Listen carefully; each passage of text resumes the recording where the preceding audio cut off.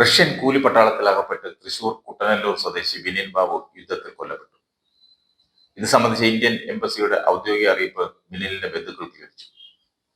ഉക്രൈനിലുണ്ടായ ഷെല്ലാക്രമണത്തിൽ വിനിലിന് ഗുരുതരമായി പരിക്കേറ്റതായി കൂടെ ഉണ്ടായിരുന്ന ജെയിൻ ബന്ധുക്കളെ അറിയിച്ചിരുന്നു.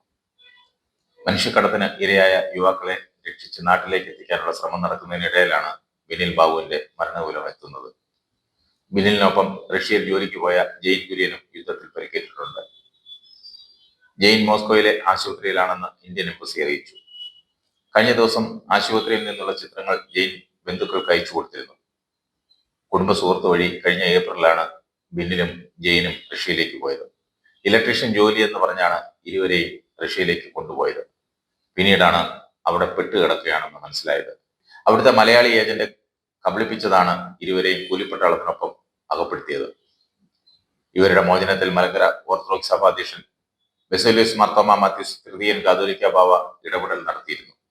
അടിയന്തര നടപടി ആവശ്യപ്പെട്ട് റഷ്യൻ അംബാസഡർക്ക് കാതോലിക്ക ബാവ നിവേദനം നൽകിയിരുന്നു.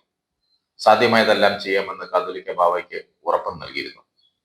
മനുഷ്യക്കടത്തിനിരയായ ഇവർ റഷ്യയിലാകപ്പെട്ടിട്ട് 8 മാസം കഴിഞ്ഞു. അവിടെ ചെന്ന് ആദ്യം ബന്ധുക്കൾക്ക് വിവരം കിട്ടിയത് യുദ്ധത്തിന് തയ്യാറായിരിക്കാൻ നിർദ്ദേശം ലഭിച്ചുവെന്നും ഏത് നിമിഷവും യുദ്ധമുഖത്തേക്ക് കൊണ്ടുപോകാമെന്നും അറിയിച്ചതാണ്. ഇവരുടെ വീഡിയോ സന്ദേശമാണ് വീട്ടുകാർക്ക് ലഭിച്ചത്. വാട്സാപ്പ് കോൾ വഴിയാണ് വിനിലും ജെയിനും കുടുംബത്തോട് സംസാരിച്ചത്.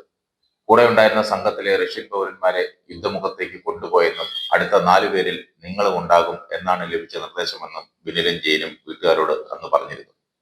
തിരിച്ചു വരാൻ കഴിയുമോ എന്നറിയില്ലെന്നും സാധനങ്ങൾ നിങ്ങളെ ഏൽപ്പിക്കുന്നുവെന്ന് യുദ്ധമുഖത്തേക്ക് കൊണ്ടുപോയ റഷ്യൻ പൗരന്മാർ പറയുന്ന വീഡിയോ സന്ദേശവും അവർ കുടുംബത്തിന് അയച്ചു കൊടുത്തു.